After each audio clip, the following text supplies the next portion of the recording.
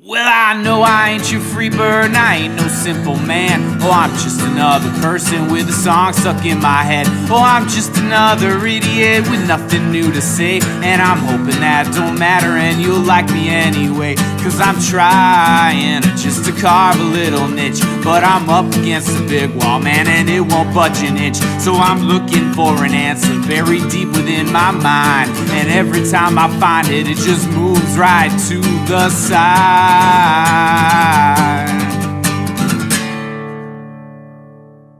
Hidden Jams was recorded in front of a bunch of bees. Run!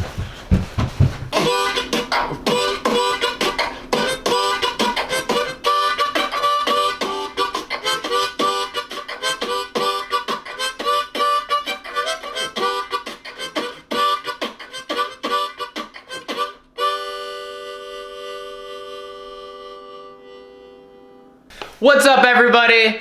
This is Hidden Jams. I'm Andy Soroka. Today we are talking to Seth Nathan, who owns Free Lunch Audio, an awesome recording studio located in upstate New York. So now the reason we're talking to Seth today is because you're a local musician. You've worked on your craft. You've spent years trying to hone it. You get your songs down. You want to get them recorded? Where do you go? You go to places like Free Lunch Audio and you speak to people like Seth Nathan, and they will help you get those songs recorded. I've personally worked with Seth. He's an awesome musician and an awesome producer and an awesome engineer. And today we're going to talk to him about how he got into music, why he got into music, and how he got it to this moment now where he owns this awesome studio. So Seth, thank you so much for speaking with me today. And let's start from the beginning. How did you get into music? Oh man, I mean, I've been into music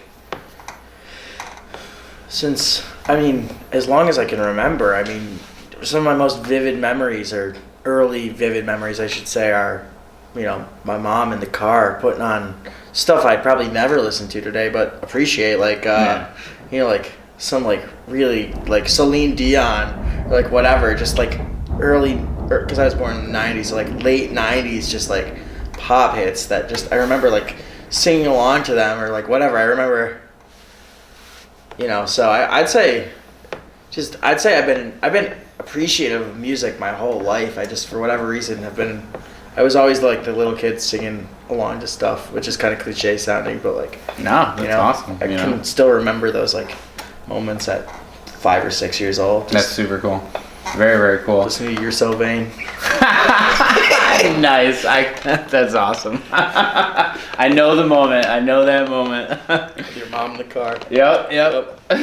So that's awesome. So you started off singing as an early age. What was your first instrument? Because Seth is an amazing player. Amazing player. He's got his own music project. I'm going to make sure we're going to talk about that, but I'm going to put links to all his stuff. So. Well, thank you. My first instrument was piano. I started taking lessons. I was very lucky to have parents that were you have to practice, and I started taking lessons around 7. Nice. Okay. And none of my piano teachers could handle me.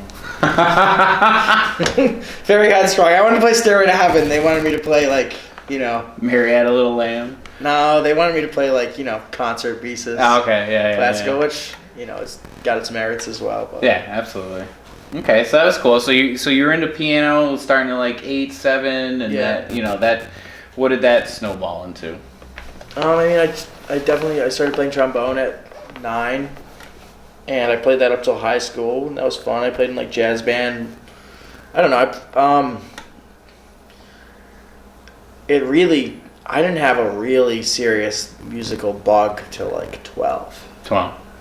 Yeah, where it was just oh man, I gotta stop doing video games and start playing this here guitar. Nice. I remember the day I because I was really interested in online video games when I was a young kid, and I remember the day I was okay, I'm gonna stop playing these video games now. It was a conscious decision. Nice. And I'd say that was kind of the snowballing moment almost. Awesome. So now, nothing wrong with video games. They're great. Video games are great. So you, if I'm not mistaken, your father was a musician, a pretty prominent local musician around the area? Yeah, and I would say he was my stepfather, and he married my mother when I was 7, and that was kind of like the big force in my life where it was like, oh, it took me from being a music appreciator to, somebody who, like, there was now a force in my life that was like playing gigs. Like, he'd have to leave to play a gig, or like we'd go see him play live. That's cool. And so like at 7 I was like, wow, people actually like play music. It's not just like some thing you listen to in the car. Yeah. So that was like I'd say that was definitely a big part of it, and seeing him play a lot. And that's awesome. That's really cool to hear. I love hearing about families who pass music on to generation, and it's a really neat thing as humans that we pass on to other generations, and it's neat to see. Yeah. So that's super cool. So you started playing guitar. This is like early high school. Was there any like serious band projects that you were into in like high school? Anything in that area? No. I would say I started like high school. All my friends were way better at instruments than I was, and they would all jam, and they wouldn't invite me to their jams because I wasn't good enough. Oh. And so that was like I just thought they were so cool, and I like wanted to be able to play with them. So that like was a big. I think the first time I got to play with them was at our like high school like benefit Band-Aid. Okay. They let me play the bass line for Talking Heads' Naive Melody. Okay. It's like boop boop doo doo doo doo doo doo boop boop doo doo doo doo for 5 minutes straight. I just did boop boop doo doo doo doo doo doo 5 minutes. That was my first band appearance. Oh, that's awesome. That was fun. Sometimes that 5 minutes is all you need. I played on a Dean. Those like lime green, like those like hot green basses that they made? Okay. They were like I can't remember the name of it, but it was just like this like imagine like like hot pink but like green, like hot neon green bass. Imagine. That was me playing bass. Like my first Nice. So can we get a picture of that? I don't think it exists. Thank God.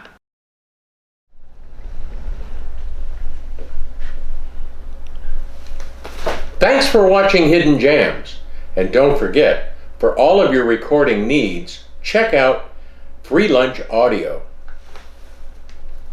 So that's like mid-teens, and like you went to music college. Did you go to college for music? No, I went to college for sociology. Okay. And but it was in college that I kind of really got into the idea of recording. I like kind of was experimenting with it a little bit when I was like a freshman for fun, and then that kind of just slowly snowballed a little bit. Like by like 19, I was making really bad lo-fi recordings literally with like a laptop microphone. Okay. But it was like it didn't matter because it was all like the process and like the end. It was like the process plus like what happened at the end. Yeah. It didn't really matter what you had. It was just like all about making it and like feeling good. And, Excellent. like I found it very therapeutic. Yeah. And I got into this band called Wilco. Nice. And I don't know, they turned me on to the idea of like that you could like record music and it could be art. Yeah. Like the idea of recording music is art. Absolutely. And so I mean, here I am sitting on my laptop with like literally the laptop mic, and I'm thinking, man, I'm making art right now.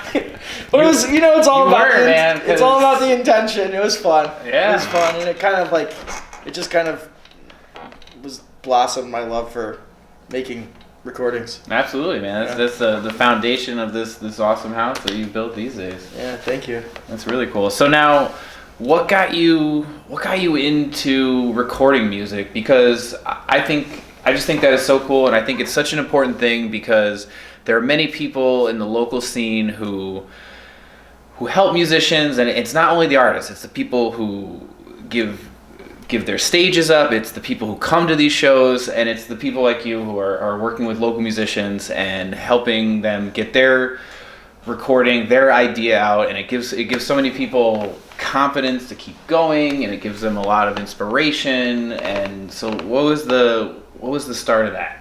I mean, well, I'd say the things in college definitely were a big start in the idea like that this could be like a creative outlet. Mm-hmm. It's not just like, because I know a lot of people that view recording as like a chore, and I view it more as like this can be fun. Yeah. But like another big thing was I've had a lot of like good breaks in my life. I got the chance to like apprentice with some people that like turned my lo-fi laptop thing more into like, maybe I didn't agree with all their ideas of, hey, this is how a recording should be done, but like it can be done on like a more high production scale. Mm-hmm. And like here's a way to do it. And I got to like see the whole insight of that, and that was really cool. Like some names come to mind like Jeff Adderman, like Tim Gillis, and like those guys really like helped me take this little idea I had, make it into something that is like bigger. And I mean, I'm still,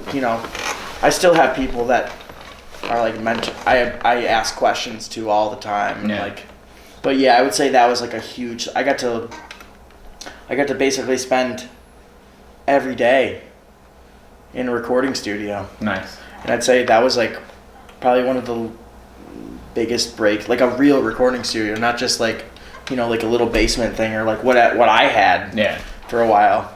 Like, and that was like such a huge, and I appreciate it so much. And that was such a huge. No, that's awesome because it is not an easy thing to record music. I mean, there are so many factors that go into it. From my own personal experience with it, I could not imagine being on your side of the booth.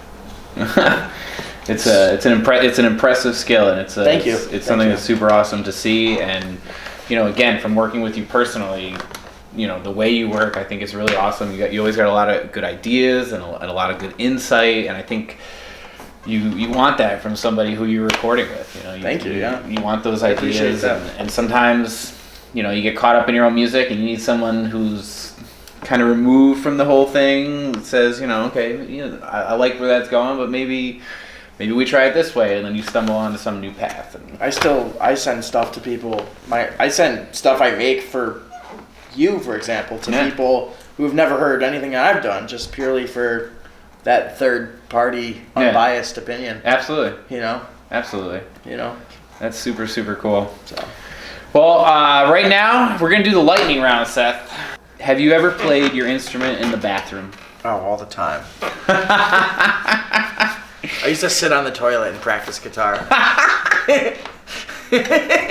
Nice. I mean, people take their cell phones in. What's the difference? Absolutely. I still have that guitar too. In case you want to play it. In case you want to play it. That is great. What is something that everyone looks stupid doing? Probably. Gosh, this is tough. Cut all this until I get the actual answer. No, weird. Doing interviews. Nice. What inanimate object do you wish you could eliminate from existence? Guns. Oh, I like that. Very cool. Favorite day of the week? Friday. Favorite candy? Charleston Chews. Oh, those are so good. The first album you bought with your own money? Electric Ladyland. What format was it on? CD. Nice. Stickers everywhere or stickers strategically placed? I'll let my mic locker be the. Alright, so we're gonna go stickers everywhere. Stickers everywhere. Stickers everywhere. As many stickers. One last one. What is the weirdest, silliest band name that you can think of in 5 seconds? Go. Extraterrestrial sour diesel. Nice. Extraterrestrial sour diesel. Awesome. Thank you guys so much. I hope you enjoyed that. I'm going to make sure to post tons of links to make sure that you can get in touch with Seth Nathan and Free Lunch Audio if you want to record here. I absolutely suggest you do. So thank you guys for checking out Hidden Jams. It takes a lot of courage to get through the hard times. Takes a lot of practice to sharpen out blurred lines. Takes a lot of things that you'll never say, but for all the words that make it, they will carry their weight. It takes a lot of moments that you need to make right. It takes a lot of long days, a whole lot of long nights. Takes a lot of dreams that you'll never see, but for all the dreams that take, you'll find the one that you need.